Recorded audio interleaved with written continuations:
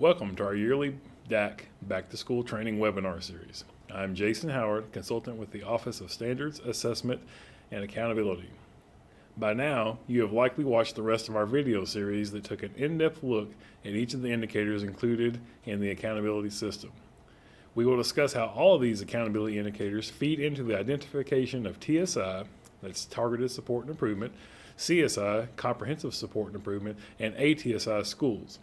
During this webinar, we will discuss an overview of 2018-19 accountability reporting and the spring 2020 testing plan. With that, let's begin. Our agenda is fourfold. First, we will review the 2018-19 accountability reporting and the indicators that are included. Second, we will discuss standard setting and how the accountability indicators relate into STAR ratings and TSI, CSI, ATSI designations. Third, we will discuss long-term goals and goal setting, and finally, we will follow it up with the tentative testing plan for spring 2020. So first, 2018-19 reporting. You've no doubt heard by now about the promise of the STAR rating system. There has been talk about it at the Kentucky Board of Education meetings and committee meetings at KDE since 2017. Well, this is the year STARs officially arrive.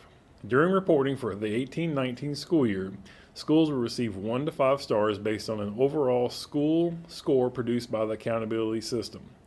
1 star will be the lowest possible rating, with 5 stars being the highest. There are no half stars. Each school will receive an overall accountability score. The overall accountability score combines all the indicator scores into one total number. Each indicator contributes to the overall score by the weight approved by the Kentucky Board of Education. Each school will receive data for every indicator involved in the accountability system. This includes proficiency and separate academic at all levels, growth for elementary and middle schools, and transition readiness for graduation and graduation rate for high schools. It needs to be noted that quality of school climate and safety is part of the accountability system, but that it will not be included in the 2018-19 reporting. We will cover the quality of school climate and safety indicator more in depth a little later. Also included in the 2018-19 reporting will be federal classifications for all levels. Schools that meet certain very specific criteria based on the accountability system scoring will be identified as Targeted Support and Improvement, or TSI, or Comprehensive Support and Improvement, or CSI.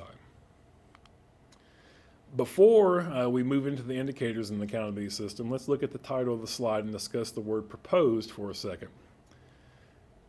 The accountability system being discussed today was submitted to the U.S. Department of Education in the Consolidated State Plan. Until they give the final approval, it is not final. There is a possibility that we as a state would have to make adjustments to this system. If something should happen and the system is required to be changed or altered by U.S. Ed, we will communicate that in a Monday DAC email or special DAC email, and it would be on a monthly DAC webcast. Now, moving along. In the proposed system, the indicators are proficiency, separate academic, growth, transition readiness, graduation rate, and quality of school climate and safety.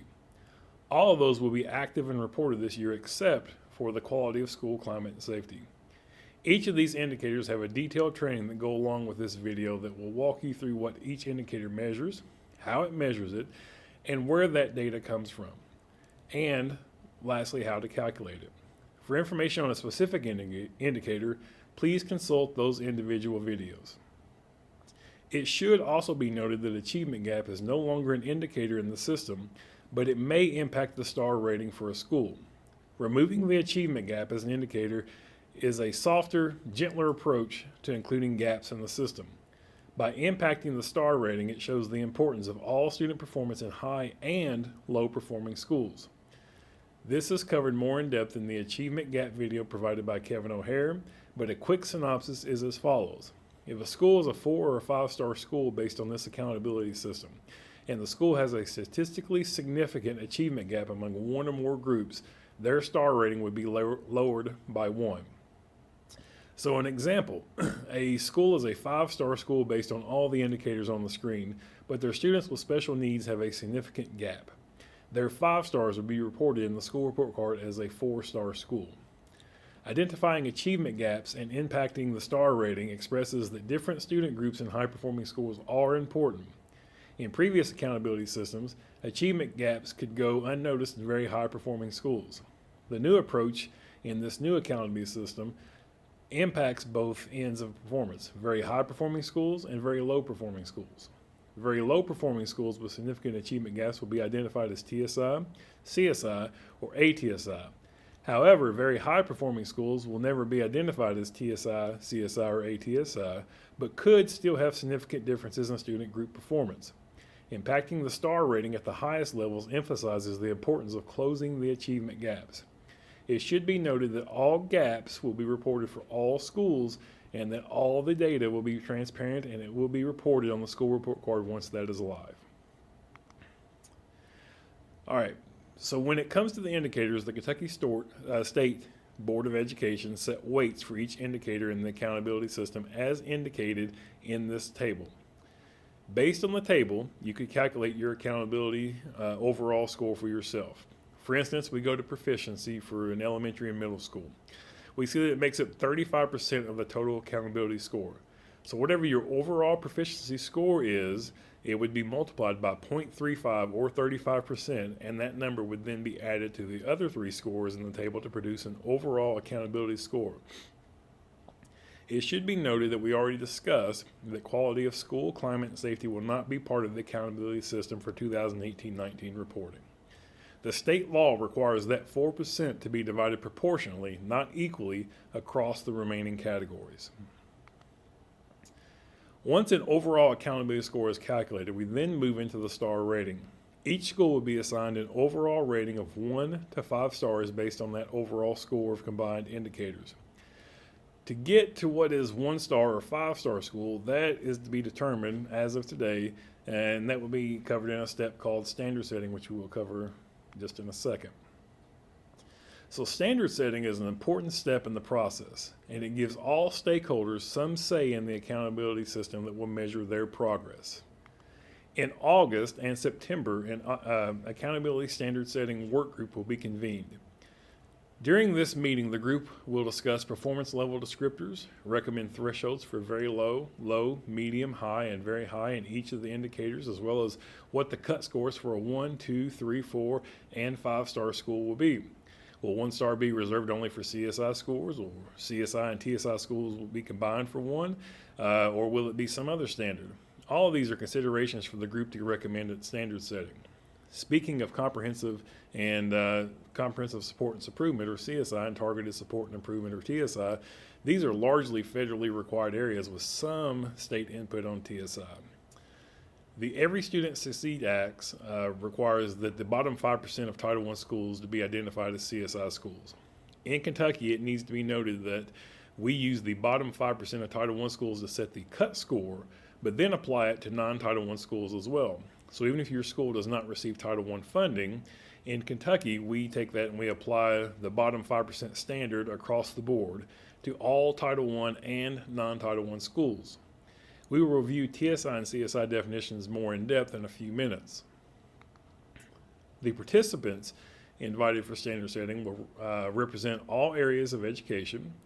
It may include representatives from across the state who are superintendents, directors of special education or DOSES, district assessment coordinators or DACs, principals, teachers, workforce, and community members, and Kentucky Board of Education members and others, which could include people associated with educational cooperatives. Once the members of the standard setting process accept the invitation, the member's name will be shared publicly. As noted, the panelists will consider the relationships between CSI designation and the star rating. They also need to consider the rating of other low-performing schools not classified as CSI or TSI. The schools that are just above the 5% cut for CSI, basically from this group, the cut scores will be recommended for how many stars a school will receive based on the overall accountability score. Now, what does it mean to be labeled TSI or CSI based on the accountability system? Well, it is easier to tackle this first by looking at TSI. When we look at the definition of TSI as it is now, we see it is defined as a school that has at least one subgroup whose performance in the state accountability system by level is at or below that of all students in any of the lowest performing 5% of all schools for 3 consecutive years, and the school is in the lowest performing 10% of all schools by level. So 10% sets our upward ceiling on what can be identified as TSI. This is a change from last year. The word "and" is a commonly used word, but is a crucial word in this new definition. By including that "and," it puts another requirement on what is required before a school can be tagged TSI, and it sets the cap at the bottom 10% of schools. Remember, the bottom 5% will be identified as CSI. The schools from 6 to 10% overall accountability score have the potential to be identified as TSI. Once we have the pool of possible TSI schools, the additional criteria of having at least one subgroup whose performance in the state accountability system by level is at or below that of all students in any of the lowest performing 5% of all schools for 3 consecutive years will be applied.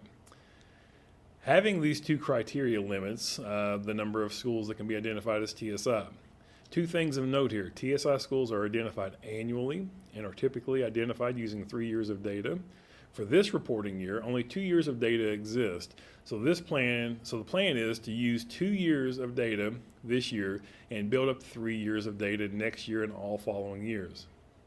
Just so we are clear on what a TSI designation means, the school must have one subgroup at or below that of all students in any of the lowest performing 5% of schools for 2 consecutive years for 18-19 reporting, and then 3 consecutive years for 19-20 reporting and beyond. And the school must be within the lowest performing 10% of all schools by level. Beyond TSI, we have additional targeted support and improvement, or what we call ATSI designations. This is a new definition and terminology. ATSI schools have at least one subgroup whose performance in the state accountability system by level is at or below the summative performance of all students in any of the lowest performing 5% of all students identified, and the school has been identified for targeted support and improvement. Unlike TSI, which is determined annually, ATSI is identified every 3 years. So the first year schools will be identified for ATSI will be in the fall of 2020, with supports beginning in the 2020-2021 school year. Moving on to CSI. It is easy to designate because the parameters are set federally. For CSI, a school must be in the bottom 5% of all Title I schools. However, as we discussed, in the state of Kentucky, we apply the same cut score to non-Title I schools as detailed previously. So we take all Title I schools and determine where the cutoff is for the overall school performance among the bottom 5% of Title I schools, and then any non-Title I schools that fall into that same range are also identified as CSI. CSI schools can also be designated if a school has a graduation rate below 80%, or CSI can be designated for any schools that have been identified as ATSI for 3 years and have not exited. Keep in mind that once you're in ATSI, you remain in ATSI until you have exited. If you have specific questions about TSI, CSI, and ATSI, those need to be directed to the Office of Continuous Improvement and Support. For TSI questions, please contact Ruth Swanson at ruth.swanson@education.ky.gov. Or for CSI questions, please contact Matthew Courtney at matthew.courtney@education.ky.gov. They will happily answer any questions you might have. They also will be providing in-depth trainings about how to exit TSI, CSI, and ATSI status at the Continuous Improvement Support Summit in Lexington on September 16th and 17th. They will also be your resource for specifics on what it means to be TSI, CSI, or ATSI school. Also included in your state plan are long-term goals. So the baseline for our long-term goals will be set in 2019 with the long-term goal to 2030. The long-term goal is to reduce the gap to 100% proficiency by 50%. The measures of the meeting and the interim progress or these long-term goals include the following areas: academic achievement, 4 and 5 year graduation rates, and progress in achieving English language proficiency. Long-term goals do not directly impact accountability rating or federal classification status, but they will be reported publicly. However, if you do well on the long-term goals of reducing the achievement gaps, it will impact your overall accountability. It will show up in the numbers. So let's look at an example of long-term goals. If our school has the following 2018-19 baseline data for proficiency for the following gap groups. The state's long-term goal is to reduce each group's gap to 100% proficiency by half. You may remember No Child Left Behind had similar goals, but that legislation wanted all groups to be 100% proficient within 10 years. This didn't take into account where groups started. If a group starts at 20% proficient, it is unrealistic to expect 100% proficiency in 10 years. If a group starts at 95% proficient, that is more reasonable. So the long-term goal for Kentucky is ambitious. Yes, but it does take into account where those groups start. So if we had the following data, we could do this math for one of these subgroups. We will select the African American group because this is the simplest math. As an example, if the baseline in 2018-19 is 40%, if our long-term goal is to reduce the gap to 100% proficiency by half by 2030, the math becomes 3 simple steps as detailed on the right-hand side of this slide. We first take 100% proficiency and subtract our current rate of proficiency, which is 40%. This leaves a gap to proficiency of 100% proficiency of 60%. Remember, we want to reduce this by half by 2030. So step 2, we divide this rate by 2. This gives us 30%. We then, in step 3, add that to our baseline, which means by 2030 we want 70% proficiency for our subgroup. This will be useful as you begin planning and developing CDIPs and CSIPs in eProve. If, as in this example, you had a 30% gap to make up in 10 years, your annual objective would be to hit 3% growth, for instance. If you get higher growth, your school is ahead of schedule, slower growth, and your school is behind schedule to hit that 2030 target. Again, these are ambitious goals that but they do not directly impact accountability rating or federal classification status, but they will be reported publicly. Lastly, we have talked about how all of these indicators play into accountability, but what is the plan on how most of this data will be compiled? Well, that is via our new assessments. The following 2 slides were shared with DACs during the February DAC trainings. The only slight modification is to indicate the standards have now been adopted in reading, math, and social studies. Instead of current and new standards, the charts now indicate previous standards and new standards. On this slide, you can see the tentative assessment schedule. For elementary and middle schools, you will see that in 2019-20, the plan for elementary and middle school is that each grade level will take a paper and pencil test based on the previous standards, and this is the test that will be used for accountability in 2019-20 reporting. Each grade level will also take an online field test based on the new standards. This will not count for accountability for 2019-20. By 2020-2021, the plan is for all elementary and middle school testing to take place online, and there will be no more paper and pencil tests administered except for a limited number of students who qualify for accommodated materials. Even some accommodations, like text-to-speech, may be delivered in the online environment. Wouldn't it be nice if students could use the computer to read to them instead of having to have a human reader? You will also notice that in grades 5 and 8, there is a new editing and mechanics test that will be administered this year as a field test before going operational in 2020-2021. On this slide, you can see the tentative assessment schedule for high school testing. After a successful field test last year, all high school testing, unless a student qualifies for accommodated materials, will be conducted in an online format. There will, however, be multiple tests in some areas for high school as we transition from old standards to new standards. You will notice that in reading, mathematics, and on-demand writing, there will be 2 tests. One is an operational test on the old standards, and the other is a field test on the new standards. The operational test is what will count for accountability in 2019-2020, with the field test moving over to become operational test, and thus counting for accountability in 2020-2021. You will also notice that there will be brand new tests, both field tests, for grade 11. The editing and mechanics and social studies tests will be online next spring as field tests.